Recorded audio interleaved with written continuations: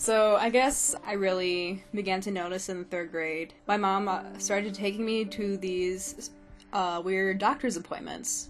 And I thought nothing of it because I actually had a lot of fun. The other kids there were really nice, and I ended up going a lot with my friend Elizabeth. All the other kids had special needs, so we all ended up getting along really well. We would get to throw a ball around, or just talk. I remember it being spring or summer during these appointments, and my mom would play Dixie Chicks in the car. I really liked the Dixie Chicks. And whenever I would listen to them, I would just chill out on the way to the appointments. And at first I was a little nervous to go because I needed social therapy and I was nervous around other people. But when I went there, the lobby smelled really nice, and I went into this room full of kids and a few adults. There was a big window to let in a lot of light, and you could see in the outside and the sky and the grass. It made everything a little bit easier. Actually, looking back, I honestly didn't care that my mom had me do social therapy because I had fun and she called it quote-unquote friendship group. Flash forward a few years. I was 15 years old.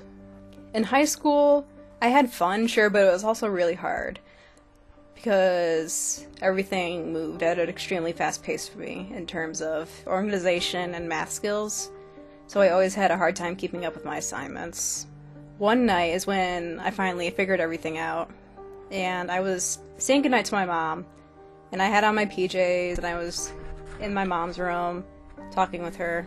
We were just discussing what I needed to improve on in school, and I asked her, "Are you sure that there's nothing I was diagnosed with when I was younger?" Because I was just so fed up with always being behind on everything. And I remember she had this long pause, and my heart started to race a little bit. And then she finally said, "When you were younger, you were put on the autistic spectrum, but you were so high up that they didn't want to give you the full diagnosis." In that moment, everything made sense. And I was just so intensely relieved to finally have an answer that I wasn't mad at first. I did some research and told my friend. But a few years after that, it was my junior year. And that's when everything started to go to hell a little bit. I had this physics class. My teacher was a massive prick. He would grab students by the shoulders and the hair, and he would yell and shout, and kids cried in his class all the time. And me, being autistic, it was not fun. So eventually I ended up getting this huge depression from failing this class for the first class I failed ever. And then my other classes and grades started to get impacted. Then the anxiety started up. Every day I would at least have 1 or 2 panic attacks, and it just felt like my brain was going to melt right out of my ears. The following month or so, I got sick from being so stressed out, and a few times I would ask my mom to stay home because I was feeling so badly. And then she would get kind of pissed and say, "What's wrong with you? And do you need help?" And I didn't know what she meant by help, and I was confused. And then later I realized she means help like a therapist, and not like another tutor or another class. And at first it was really hard to swallow because I was really proud back then to actually go in and see help. But it was that following night, I guess, when I realized that unless I didn't do anything, I was just going to keep spiraling down into this hole of misery. And that's when I started seeing my therapist. A few weeks went by talking to her, and she concluded that yes, I definitely had depression and anxiety, and she recommended me to a psychiatrist, Dr. Wolf, and she asked me if I ever attempted suicide. Have I had thoughts? How long have you felt like this? But eventually I started taking Prozac, which was a huge lifesaver. It took a few weeks to set in, but when it did, it was interesting because it made me really, really dizzy. I could barely walk in a straight line. I was so exhausted, and I could barely make it through the school day without falling asleep. And that went on for a while, but eventually I became less depressed. It's really nice when you wake up in the morning and not want to cry. It was a few months before this, in the same year, but I ended up going to a football game here at Central Michigan University, and this is when I had my first big meltdown. The game started, everything was fine, it was snowing, we were all really excited. Our team scored a touchdown, and when this team scores a touchdown, in case you guys don't know, the cannon goes off. And my brain immediately sent the message to me that, oh my god, there's a loud noise, you're going to die.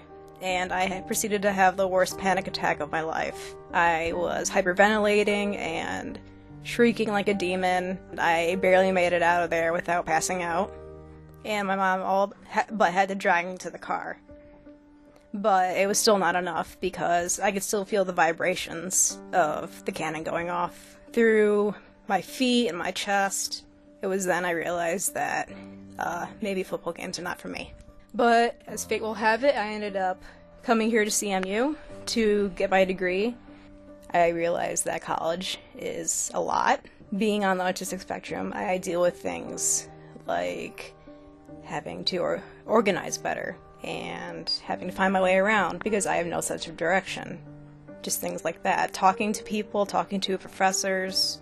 It's a big struggle for somebody with a learning disorder. And for anybody else with a disability, going to a public university is definitely a huge step into the unknown, but I definitely give it a try.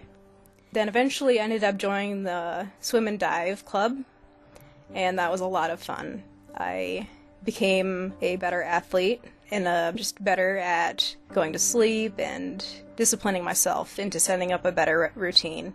But another group experience that I do not recall so fondly was the support group they had for us autistic people.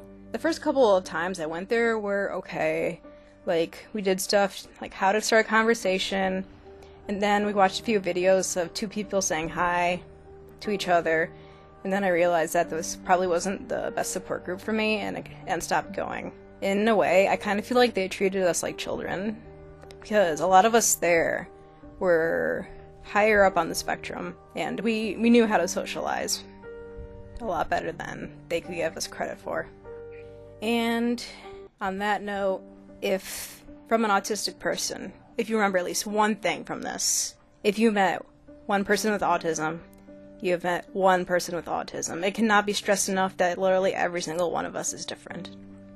My name is Sam Sturt. I was diagnosed with PDD-NOS, and I also have ADHD and ADD, and major depressive disorder and anxiety.